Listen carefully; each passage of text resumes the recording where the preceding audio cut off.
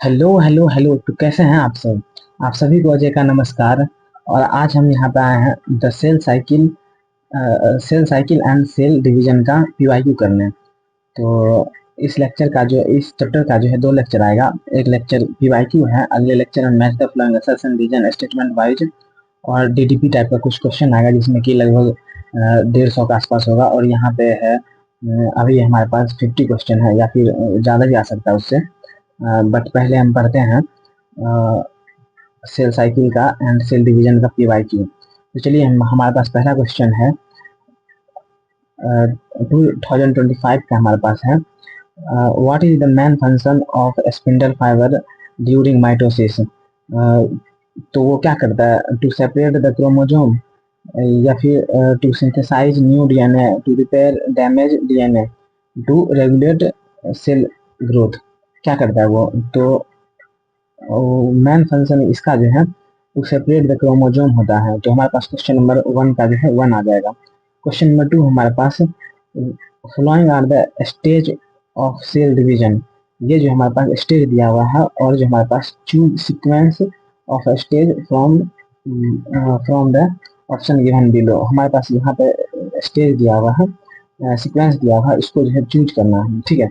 तो हमारे पास सबसे पहले यहाँ पे देखते हैं, जीवन आ जाता है हमारा सबसे हमारे पास सबसे पहले। उसके बाद फिर हमारे पास जीवन जी जीवन आता है। उसके बाद फिर उसके बाद फिर एस आता है, फिर G2 आता है। उस तरीके से देखते हैं क्या क्या दिया हुआ है हमारे पास जो है। जीवन दिया हुआ है, यानी कि ई सबसे पहले आना चाहिए। तो हमारे पास बी में है और फिर डी में है ई।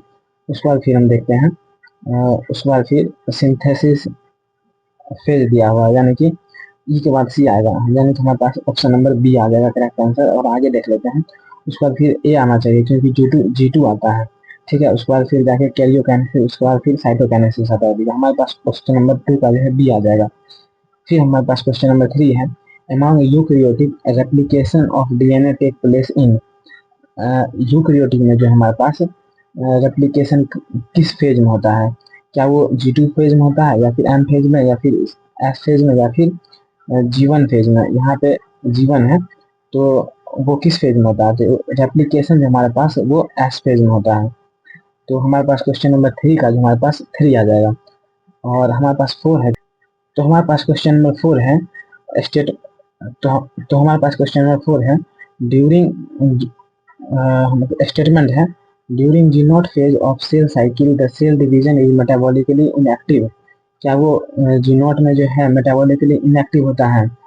स्टेटमेंट 2 है, द सेंट्रोजोम जो है under centro centrosome undergoes duplication during S phase of interphase.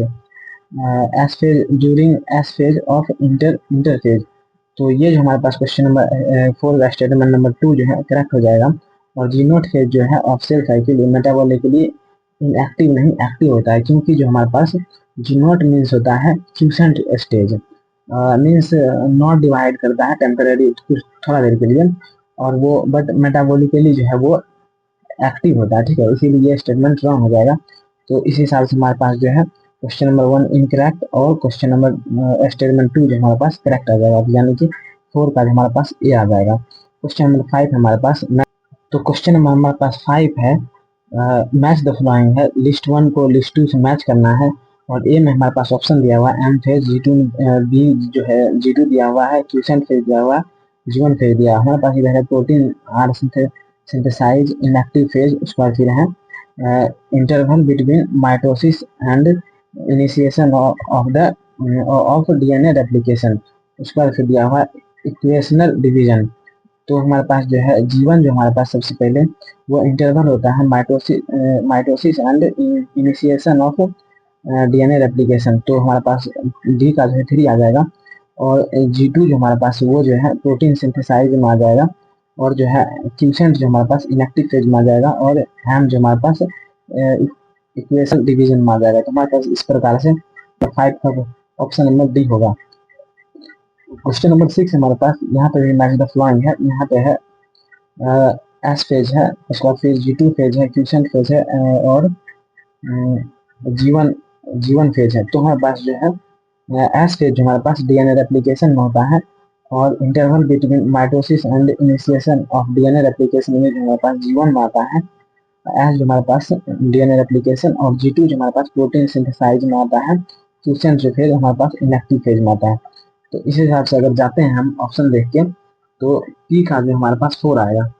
P का हमारे पास 4 जो है दो में दिया हुआ है COD में, और हमारे पास एस जो है हमारे पास एस जो हमारे पास वो 3 आना चाहिए। 3 यानी कि हमारे पास 4 आ गया आंसर। ठीक है, और आप मैच कर लीजिएगा। क्वेश्चन नंबर 7 है, the fruit fly has 8 chromosome और 8 क्रोमोजोम एंड 2 N है। each cell during interphase of mitosis, if the number of chromosome at G1 phase is 8, what would be the number of chromosome after S phase? तो हमारे पास जो है S phase में जो है आफ्टर G1 में, तो हमारे पास जो है 2 क्रोमोजोम जो है सेल एस, तो हमारे पास है each number during number of chromosome. Number of chromosome जो है वो चेंज नहीं होता, अमाउंट ऑफ जो है क्रोमोजोम जो वो चेंज हो जाता है। इसीलिए हमारे पास ऑप्शन नंबर बी आ जाएगा, क्योंकि नंबर चेंज नहीं होता है। क्रोमोजोम ये नंबर पूछा है, ठीक है। नंबर तो चेंज तभी होता है जब म्यूसिस होता है, बट यहाँ पे जो है G2N है ड्यूरिंग इंटरमाइटोसिस दिया हुआ है, इसीलिए जो हमारे पास 8 ही आ जाएगा। अमाउंट डबल होता है, ना कि नंबर डबल होता है या फिर हाफ होता है। उसके बाद फिर हमारे पास क्वेश्चन नंबर 8 है, the centriole undergoes duplication during. Centriole हमारे पास वो एस फेज में डुप्लीकेशन होता है, क्योंकि डिवीजन के लिए वहाँ पे एस फेज में जो है रेप्लिकेशन में वहाँ पे सेल को जो है डिवीजन करने में हेल्प करता है ये सेंट्रियोल, स्पिंडल फाइबर बनाता है। ठीक है, तो आगे चलते हैं। क्वेश्चन नंबर 9 हमारे पास, identify the correct statement with regarding to phase G1 of interphase G1। ठीक है, गैप 1 ऑफ इंटरफेज G1, क्या वो डीएनए सिंथेसिस और रेप्लिकेशन टेक प्लेस करता है, या फिर recognization of all cell component take place. और फिर ऑप्शन नंबर 3 है, cell is metabolically active growth but does not replicate it DNA. और डी है, न्यूक्लियर डिवीजन टेक प्लेस। तो हमारे पास जो है इसका जो आंसर है हमारे पास आ जाएगा, cell is metabolically active. Replication तो हमारे पास एस में होता है, और रिकॉग्नाइजेशन से टेक प्लेस ये नहीं होगा। तो हमारे पास ऑप्शन नंबर सी है 9 का हमारे पास metabolically active growth but do not replicate in G1 its DNA. ठीक है, तो हमारे पास क्वेश्चन नंबर 10 जो है, some division cell exit the cell cycle and enter vegetative inactive stage, this is called quiescent stage और G0। This process appear at the end of, तो at the end of हमारे पास G1 में आ जाएगा, क्योंकि हमारे पास जो है G1 के बाद जो हमारे पास F में जाता है, वहां पे चेक पॉइंट होता है, तो उसी कहते हैं G0 स्टेज। वहां पे क्यूसेंट, वहीं से क्यूसेंट कर देता है, वहां पे से सेल जो अपना आपको कुछ देर के लिए क्यूसेंट स्टेज में चले जाता है। ठीक है, क्वेश्चन नंबर 11 है, the correct sequence of phase of cell cycle is. तो हमारे पास सबसे पहले आता है G1 आता है, उसके बाद फिर F आता है, G2 आता है, और फिर M आता है। तो इस हिसाब से हमारे पास क्वेश्चन नंबर 1 आ जाएगा, 11 का जो है ऑप्शन नंबर 1 आ जाएगा। क्वेश्चन नंबर 12 है, इन सेल इन G0 फेज, वो क्या करता है G0 फेज में जो है वो G0 फेज में वो क्या करता है सेल, क्या वो एग्जिट द सेल साइकिल पर करता है, या फिर इंटर द सेल साइकिल, या फिर सस्पेंड द सेल साइकिल, या फिर टर्मिनेट द सेल साइकिल। तो हमारे पास जो है क्वेश्चन नंबर 12 का जो हो जाएगा वो एग्जिट कर जाता है थोड़ा देर के लिए, the cell exit the cell cycle आ जाएगा, यानी कि हमारे पास ऑप्शन नंबर 12 का 1 आ जाएगा। During cell growth DNA synthesize take place on, तो सिंथेसाइज जो है वो टेक प्लेस करता है ड्यूरिंग सेल ग्रोथ, वो जो हमारे पास जो आता है एस फेज में करता है, वहां से जो है अमाउंट डबल हो जाता है, या फिर सेंट्रियोल जो है रेप्लिकेशन वहां पर होता है, तो उसी का सिंथेसाइज टेक प्लेस। उसके बाद फिर हमारे पास क्वेश्चन 14 आ जाता है, one cell one cell has a strong DNA replication fork, which checkpoint should be predominantly dominantly activated. तो वो जो हमारे पास कहाँ से जो है हम जो है उसको चेक पॉइंट करते हैं, ये बोल रहा है। चेक पॉइंट हमारे पास जो है जीवन से जब एस फेज में जाता है, वहाँ पे जो हमारे पास वहाँ पे जो चेक पॉइंट होता है। तो हमारे पास क्वेश्चन नंबर 14 का जो है ये आ जाएगा। क्वेश्चन नंबर 15 हमारे पास एस्टोमेटिक cell that has just completed the S phase of its cell cycle as compared to gamete of the uh, species has same species has। क्या वो स्टोमेटिक सेल में जो है somatic cell that has just completed the S phase of its cell cycle as compared to gamete of the same species has। Option number A है हमारे पास twice the number of chromosome and 4 time the amount of DNA. B है option number 4 time the number of chromosome and twice the amount of DNA. Option number 3 है twice the number of chromosome and twice the amount of DNA. Same same number of chromosome but twice the amount of DNA. तो इस हिसाब से हमारे पास जो है same the number of chromosome आ जाएगा but twice the amount of DNA. क्योंकि एस फेज में जो हमारे पास स्टोमेटिक सेल में जो है स्टोमेटिक सेल में जो है स्टोमेटिक सेल में और जर्म सेल में जो हमारे पास जीवन में जो है 2n होता है, ठीक है। और इसमें जो है n होता है गैमेट सेल में। और यहाँ पे जो हमारे पास बट एस में जो है हमारे पास रेप्लिकेशन हो जाता है। तो रेप्लिकेशन होने के बाद जो है वो 4c हो जाता है, बट जो है डीएनए नंबर जो है वो 2n होता है। और इसमें भी जो है 4n हो जाता है, इसमें 2n 4n हो जाता है, 4c हो जाता है। और 2c से जो है 4c हो जाता है और क्रोमोसोम नंबर जो सेम ही रहता है। और ये जो है ये सी है, तो ये जो है सी से है 2c हो जाता है, ठीक है। तो इसीलिए हमारे पास सेम नंबर ऑफ क्रोमोसोम होता है but twice the amount of DNA हो जाता है, 2c से 4c हो जाता है, ठीक है। तो हमारे पास क्वेश्चन नंबर 15 का दिया गया है। क्वेश्चन नंबर 16 है during which phase of cell cycle amount of DNA in a cell remain at 4c level if the initial amount is denoted as 2c। तो वो जो हमारे पास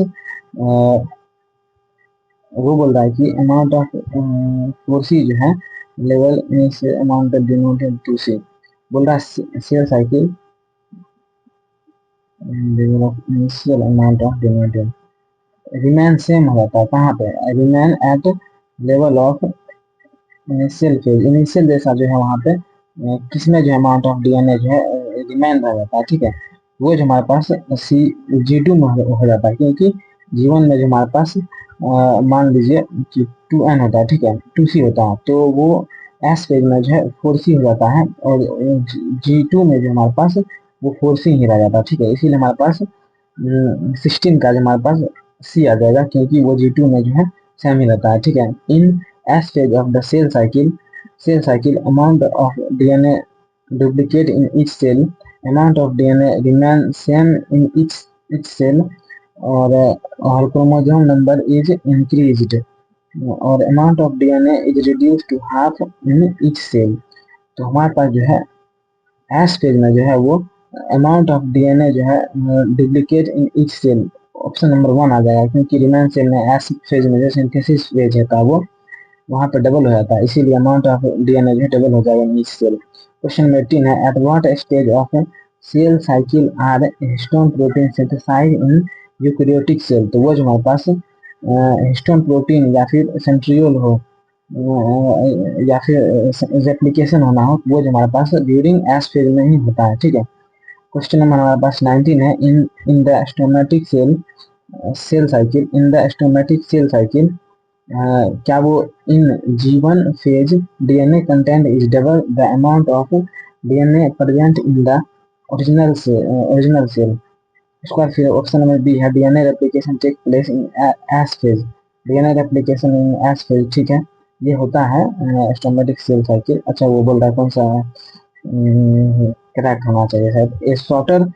ए short interphase of followed by a long mitotic phase, G2 phase follow mitotic phase. तो हमारे पास सबसे ज्यादा appropriate answer आ जाएगा, इसका आंसर जो है करेक्ट आंसर हो जाएगा डीएनए। सबसे अच्छा आंसर हमको यहाँ पे लग रहा है, DNA replication take place in S phase. ठीक है, क्वेश्चन नंबर हमारे पास 20 है, in which stage of cell cycle DNA replication occur. तो फिर से वही क्वेश्चन, ये बहुत ज्यादा इंपॉर्टेंट है, बार बार आता है ये क्वेश्चन। डीएनए रेप्लिकेशन कहाँ पे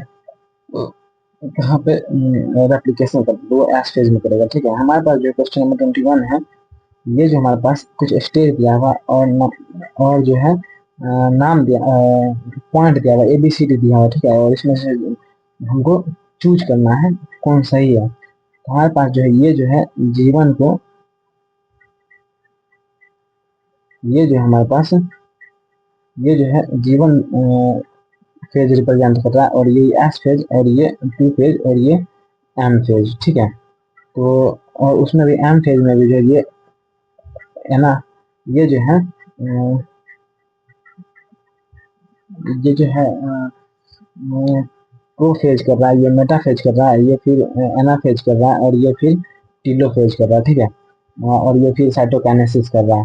तो हमारे पास जो है इसमें से चूज करना है। तो ए क्या है, ए जो हमारे पास साइटोकाइनेसिस नहीं, बी सी भी जो है कैरियोकाइनेसिस नहीं है, साइटोकाइनेसिस है, और जो है बी जो हमारे पास वो जो है मेटाफेज नहीं, एस डी जो हमारे पास सिंथेसिस फेज। तो ये होगा आंसर सही, यानी कि हमारे पास क्वेश्चन नंबर 4 का जो है डी हो जाएगा correct answer.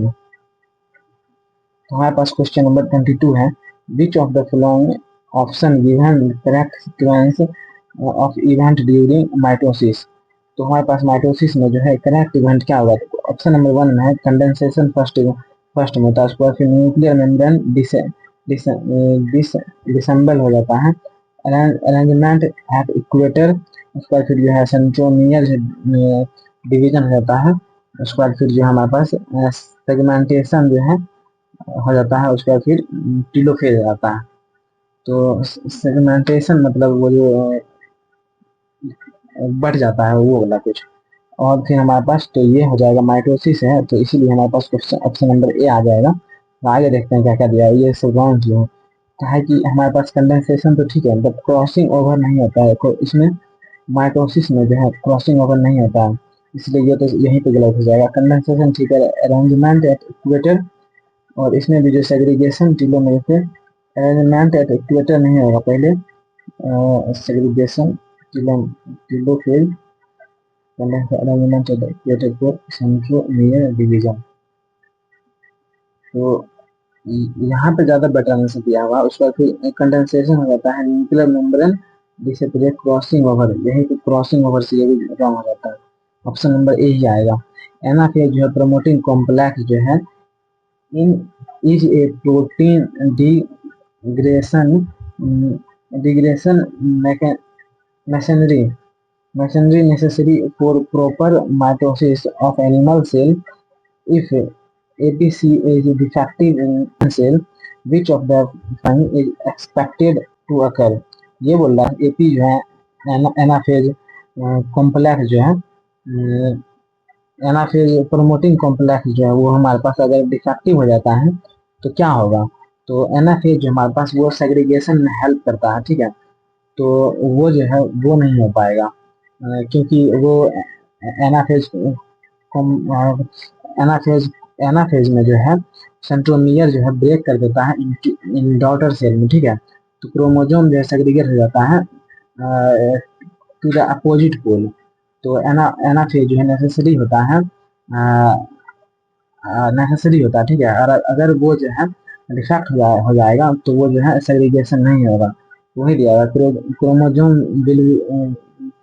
Will be fragment, उसका फिर chromosome will be not segregate, तो हमारे पास नॉट सेग्रीगेट ही आएगा, और recombination of chromosome arm will occur, नहीं क्रोमोजोम विल नॉट कंडेंस्ड, तो नहीं ये भी नहीं होगा। हमारे पास क्वेश्चन नंबर 23 का बी आ जाएगा। क्वेश्चन नंबर 24 हमारे पास spindle fibre attach on to, तो ये हमारे पास काइनेटोकोर में जो है काइनेटोजोम लिखा हुआ है यहाँ पे। अच्छा, काइनेटोकोर भी है, ठीक है। हाँ, तो काइनेटोकोर में भी जो है काइनेटोकोर हमारे पास ऑफ द क्रोमोसोम, यहाँ पे ऑप्शन नंबर 24 का डी आ जाएगा। टीलोमियर पे नहीं होता है, सेंट्रोमियर पे नहीं होता है, काइनेटोसोम पे नहीं होता, सोम पे नहीं होता है, काइनेटोकोर पे होता है, ठीक है। क्वेश्चन नंबर 25 हमारे पास, which of the following is not characteristic feature during mitosis of somatic cell. तो हमारे पास क्रोमोसोम मूवमेंट ये तो होता है, साइनेप्सिस नहीं होता है, क्योंकि ये जो है साइनेप्सिस जो हमारे पास उसका फीचर है, जब हमारे पास जो है मियोसिस का फीचर है प्रेजेंट इन जो है प्रोफेज 1 में जो है जाइगोटीन में जो है वो साइनेप्सिस होता है, ठीक है। ये नहीं होगा, यानी कि हमारे पास क्वेश्चन नंबर 25 का भी आ जाएगा। स्पिंडल फाइबर तो होता है, ठीक है, डिसेपेयर न्यूक्लियोलस, ये भी ठीक है। क्वेश्चन नंबर 26 हमारे पास, during the metaphase stage of mitosis spindle fibre attach to chromosome at. अच्छा, बोल रहा है कि ये जो है स्पिंडल फाइबर कहाँ पे अटैच होता है ड्यूरिंग मेटाफेज, तो वो जो हमारे पास काइनेटोकोर में प्रेजेंट होता है। फाइबर पहले ही पढ़े थे, बोथ सेंट्रोमियर और एंड काइनेटोकोर, नहीं सिर्फ काइनेटोकोर में ही आएगा, और centromere kinetochore rise adjoining centrosome, नहीं सेंट्रोमियर में नहीं, यहाँ पे भी नहीं होगा। तो हमारे पास क्वेश्चन नंबर 27 है, a stage of mitosis is shown in the diagram. यहाँ पर हमारे पास डायग्राम दिया हुआ है स्टेज माइटोसिस का, और which stage is it and what are its characteristic. ये जो हमारे पास जो है ये मेटाफेज का हमारा हमको रिप्रेजेंट कर रहा है। तो हम देखते हैं ऑप्शन नंबर 1 में हमारे पास मेटाफेज है, spindle fibre attach to kinetochore, centromere split and chromatin जो है क्रोमेटिड सेपरेट हो जाता है। तो यही लग रहा है हमको। आगे देखते हैं, ऑप्शन नंबर 27 का है ना, तो आगे देखते हैं क्या दिया हुआ। मेटाफेज जो है chromosome move to spindle equator, chromosome made up of two sister chromatid. Anaphase, ये एनाफेज का रिप्रेजेंट कर रहा है, जो कि सेंट्रोमियर को स्प्लिट कर देता है, and chromatid separate and start moving away. और फिर डी जो हमारे पास later prophase, chromosome move to spindle equator. तो इसका जो हमारे पास ऑप्शन आ जाएगा, क्या पूछा हुआ, attach kinetochore to split in measure also diagram with stage what are its characteristics, इससे diagram, ठीक है। So attached to conductor centromere split and chromatid separate, so metaphase chromosome move to spindle coated और chromosome made up of sister chromatid। हमारे पास है question number 27 का, हमारे पास question number 7 का जो है ए आ जाएगा।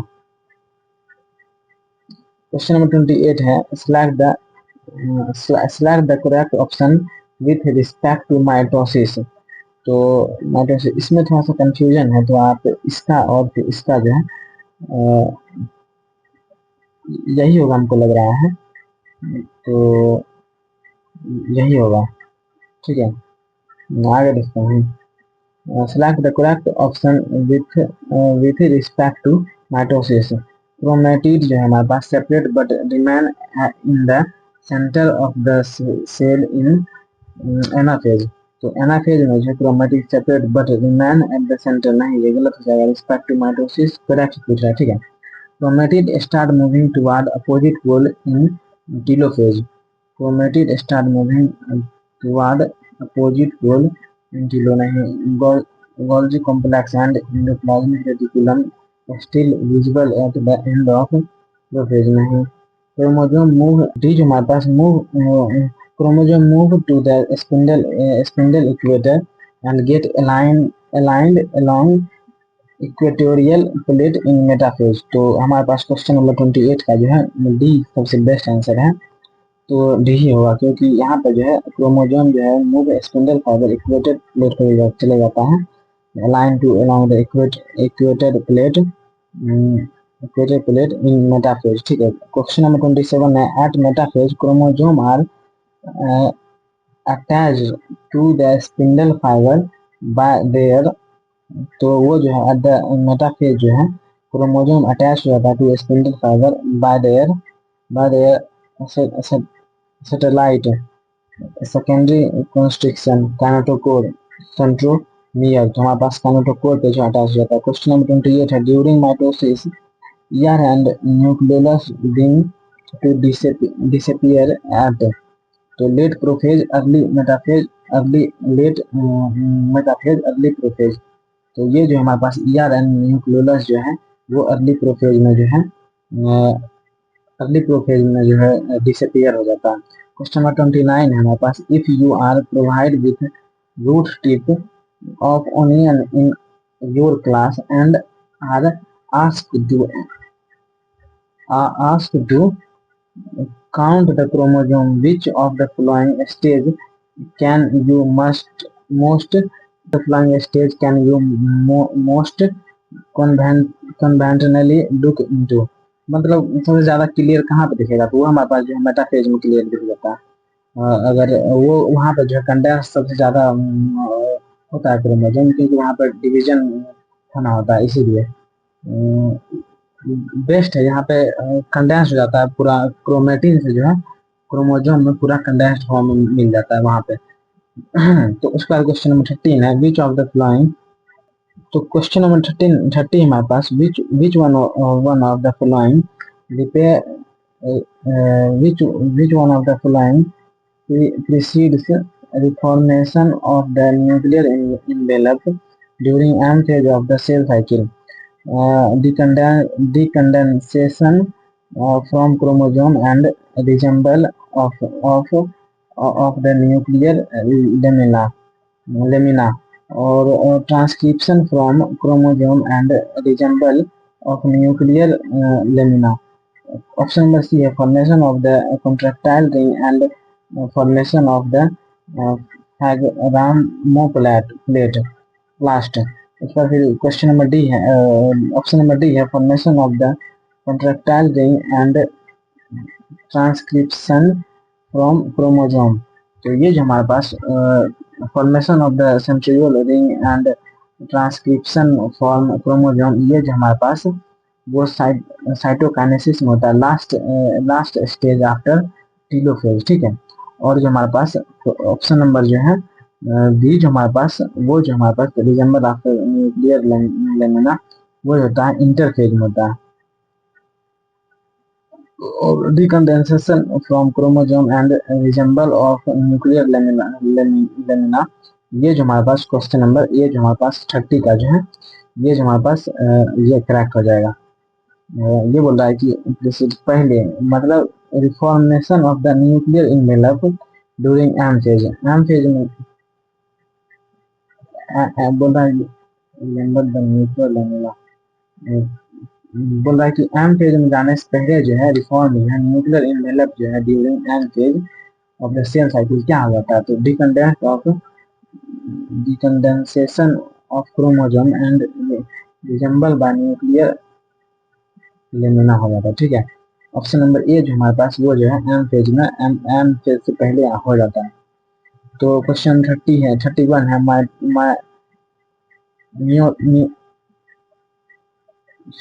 meiotic spindle is mainly composed of which mitotic spindle is mainly composed of which protein? अच्छा, तो mitotic spindle is mainly composed of which protein, चाहे वो एक्टिन प्रोटीन खाता है या फिर ट्यूबुलिन प्रोटीन खाता है या फिर मायोसिन या फिर मायोग्लोबुलिन, ये जो हमारे पास एक्टिन और मायोसिन जो है ये तो हमारे पास आ जाता है प्रोटीन एक्टिन जो है ये एक्टिन जो है कॉन्ट्रैक्टाइल में आ जाता है। ठीक है, एक्टिन और फिर ये मायोसिन, और ये जो हमारे पास ये आंसर ट्यूबुलिन प्रोटीन हमारे पास इसका सही हो जाएगा। और मायोसिन तो वो मसल्स में मिलता है ऐसा कुछ करके, ये हमारे पास नहीं होगा। तो क्वेश्चन 31 जो हमारा था 32 है, best material for the study of mitosis of laboratory is, बोल रहा है कि बेस्ट मटेरियल इनमें से कौन है जो कि हमारे पास स्टडी जो है माइटोसिस में जो है वो बेस्ट रहेगा। तो बेस्ट मटेरियल रहेगा तो वो हमारे पास रूट टिप होगा क्योंकि यहाँ पे जो है रूट टिप में जो है डिवाइडिंग सेल बहुत ही ज्यादा होता है, बहुत ज्यादा प्रेजेंट होता है, तो इसीलिए वहाँ पे रूट टिप जो है हमारे पास बेस्ट अप्रोप्रिएट होगा। क्वेश्चन नंबर जो है 32 है, spindle fibre unit which structure of chromosome किससे जुड़ता है, तो वो हमारे पास काइनेटोकोर से जुड़ जाता है। क्वेश्चन नंबर 33 है, which of the following stage of meiosis involved during of centromere division of centromere stage of meiosis involves division of centromere। Division हमारे पास कहाँ पे होता है सेंट्रोमियर का, तो वो हमारे पास जो है anaphase anaphase division centromere anaphase 2 में होगा, मियोसिस डिवीजन ऑफ सेंट्रोमियर। तो हाँ ठीक है, क्वेश्चन नंबर 33 का जो हमारे पास एनाफेज 2 ही आ जाएगा। ठीक है, क्वेश्चन नंबर 34 है हमारे पास, which stage of meiotic prophase show terminalisation of chiasmata feature. तो वो जो हमारे पास टर्मिनलाइजेशन जो हमारे पास कहाँ पे होता है काइजमेटा का, वो जो हमारे पास टर्मिनलाइजेशन जो हमारे पास वो डाइकाइनेसिस में हो जाता है। ठीक है, डाइकाइनेसिस में जो है टर्मिनलाइजेशन का जो है काइजमेटा का जो है फीचर जो हमारे पास डी में आ जाएगा। ठीक है, डाइकाइनेसिस में, तो 34 का जो हमारे पास वो डी आ जाएगा। क्वेश्चन 35 है, dissolution of the synaptonemal complex occur during, synaptonemal complex जो है अकर ड्यूरिंग हो जाता है वो जो हमारे पास जाइगोटीन में हो जाता है। तो क्वेश्चन नंबर 35 का हमारे पास बी आ जाएगा।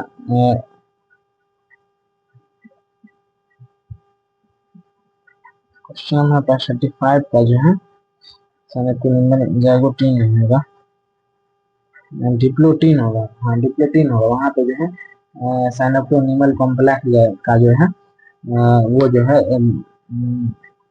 डिसोल्यूशन हो जाएगा। ये जो हमारे पास पैकेटिन में तो हमारे पास बनता ही है साइनोप्रोनिमल कॉम्प्लेक्स। उसके बाद फिर हमारे पास क्वेश्चन नंबर 36 है, match the following with respect to meiosis. तो मियोसिस में जो हमारे पास मैच करना होता है, मैच करते हैं, तो डाइकाइनेसिस में जो हमारे पास टर्मिनलाइजेशन होता है, उसका फिर काइजमेटा हमारे पास क्रॉसिंग ओवर तो हमारे पास पैकेटिन होता है, और साइनेप्सिस हमारे पास जाइगोटीन होता है, बाइवेलेंट वहाँ पे बनता है। तो इससे हम मैच करके देखते हैं। तो हमारे पास टर्मिनलाइजेशन पैकेटिन का जो है बी का जो है 3 आएगा, क्रॉसिंग बी का जो हमारे पास 3 यहाँ पे है, एक ही बार में आ गया ऑप्शन नंबर 1 का जो है 4। ठीक है, सी का जो है 2, सी का जो है वो 2। ठीक है, और 4 का जो है 1। ठीक है, क्वेश्चन 37 है, crossing over take place between which chromatids and in which stage of the cell cycle। ये बोल रहा है crossing over take place between which chromatid and in which stage of cell cycle. क्या वो non sister chromatid of non homologous chromosome at zygotene stage होता है of prophase 1 का, non sister chromatid of homologous chromosome at pachytene stage of prophase 1, non sister chromatid of homologous chromosome at zygote stage of prophase 1, non-sister chromatid of non-homologous chromosome at packaging stage of prophase 1। तो हमारे पास जो है 37 का जो हमारे पास वो आ जाएगा नॉन सिस्टर क्रोमेटिड, वो हमारे पास क्वेश्चन नंबर 37 का भी आ जाएगा, क्योंकि हमारे पास take place between which chromatid and which stage of the cell cycle. हमारे पास नॉन नॉन सिस्टर क्रोमेटिड होता है जो कि होमोलोगस क्रोमोसोम होता है at pachytene stage of prophase 1 में, ठीक है।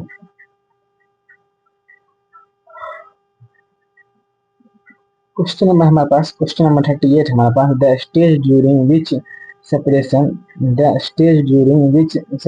Of the rapid homologous chromosome being is separation of paired homologous chromosome. Paired separation तो हमारे पास जो है पैकेटिन डाइकाइनेस होमोलोगस जो हमारे पास वो हो जाएगा डिप्लोटीन में हमारे पास पेयर ऑफ होमोलोगस क्रोमोसोम जो है वो बीइंग हो जाएगा, बीइंग्स सेपरेट सेपरेशन होने लगेगा, ठीक है। बीइंग मतलब स्टार्ट होने लगेगा। तो हमारे पास 38 का जो है ऑप्शन नंबर बी आ जाएगा डिप्लोटीन। तो हमारे पास जो है क्वेश्चन नंबर 39 है मैच द फॉलोइंग है meiosis in column 1 characteristic feature, column 2 select the correct option पर ध्यान देना। पैकेटिन जो हमारे पास पहले है मेटाफेज 1 है, डाइकाइनेसिस है, जाइगोटिन है। तो क्रॉसिंग ओवर में जो हमारे पास टेक प्लेस वो तो हमारे पास इसमें होता है सी में होता है, 1 का सी आ जाएगा। Pair of homologous chromosome, pair of homologous तो होमोलोगस क्रोमोसोम मेटाफेज 1 में, उसके बाद फिर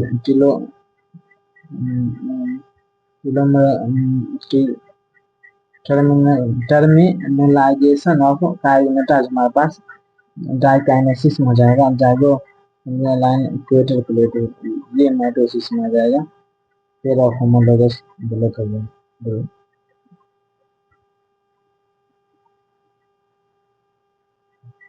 ये आएगा जाइगोटिन जो है पेयर ऑफ होमोलोगस क्रोमोसोम हो जाएगा। 1 का 3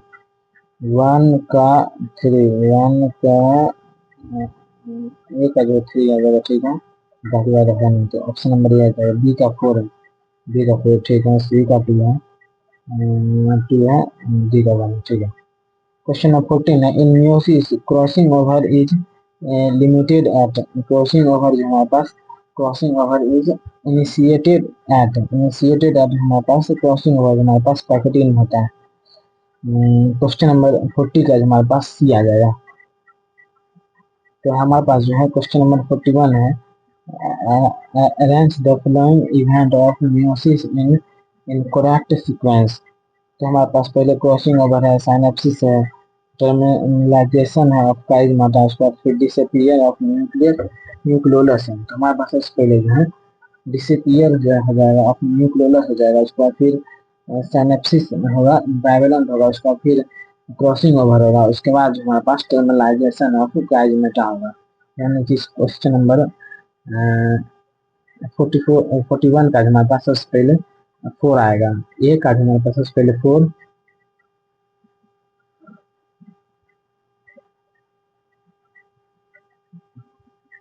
A B C D.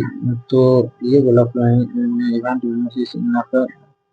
Correct sequence में हमारे पास डिसअपीयर ऑफ न्यूक्लियोलस,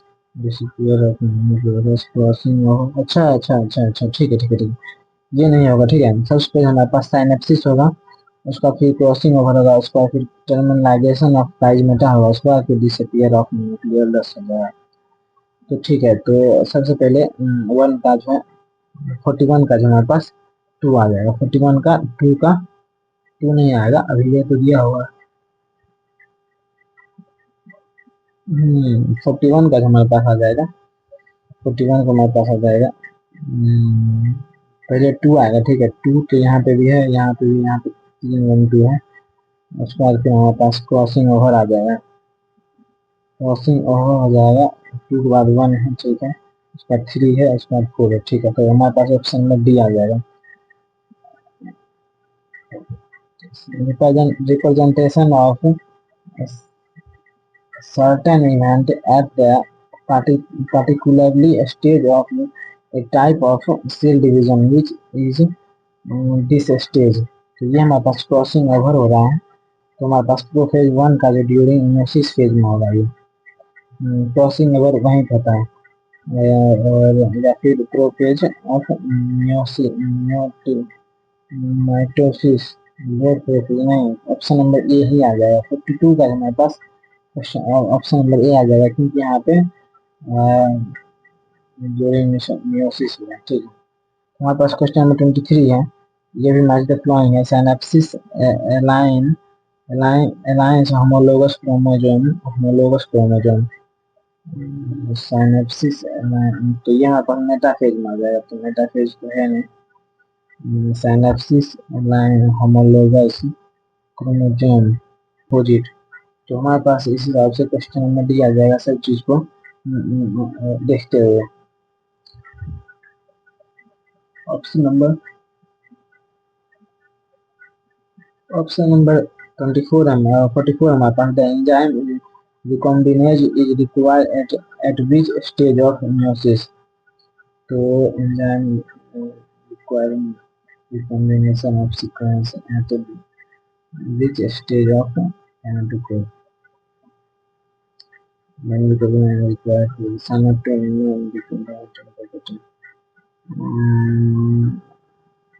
पैकेटिन में जो हमारे पास enzyme recombination is required to the stage of meiosis. ठीक है, पैकेटिन 25 का द कॉम्प्लेक्स जो है formation by pair of synapsis homologous chromosome is called, तो हमारे पास जो है the complex form by pair of synapsis homologous chromosome is called bivalent, equal to bivalent हो जाएगा, फिर इक्वेटोरियल प्लेट हो जाएगा। तो नहीं, हमारे पास क्वेश्चन नंबर 45 का हमारे पास ये आ जाएगा। ठीक है, बाइवेलेंट इवेंट ही होता है। क्वेश्चन नंबर 46 है, during meiosis 1 the chromosome start pairing at during meiosis the meiosis 1 the chromosome start pairing at वो हो जाएगा हमारे पास pachytene pachytene telo telo diplotene और जाइगोटिन, कहाँ पे थे यार। During meiosis 1 the chromosome start pairing at, तो वो हमारे पास हो जाएगा जाइगोटिन में, chromosome start pairing at zygotene में हो जाएगा। क्वेश्चन नंबर 46 का जो हमारे पास ये आ जाएगा। क्वेश्चन नंबर 47 है, during gamete formation participated during the enzyme recombinase during gamete formation participated during the enzyme recombinase, तो वो हमारे पास जो है 47 का हमारे पास आ जाएगा सी, वो फेज 1। क्वेश्चन नंबर 49 हमारे पास during the mitotic stage in which the homologous chromosome separate while the sister chromatid remain associated at their centromere, तो हमारे पास इसका जो है मेटाबॉलिक के लिए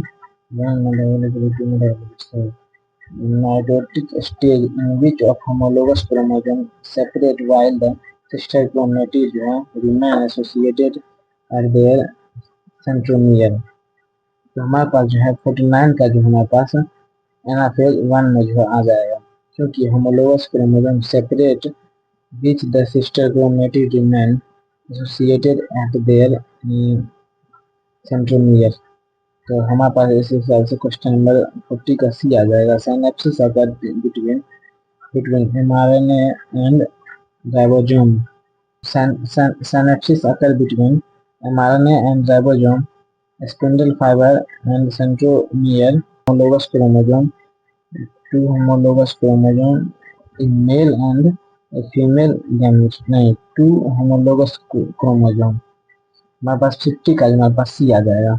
तो इस हिसाब से हमारे पास क्वेश्चन नंबर PYQ हमारे पास खत्म हो गया है। मिलते हैं किसी अगले वीडियो में, जहाँ पे मैथ्स रीजन और फिर डीटीपी टाइप का क्वेश्चन होगा, तो उस लेक्चर को कंप्लीट करने के बाद ये चैप्टर पूरा तरीके से कंप्लीट हो जाएगा, क्योंकि ये बहुत छोटा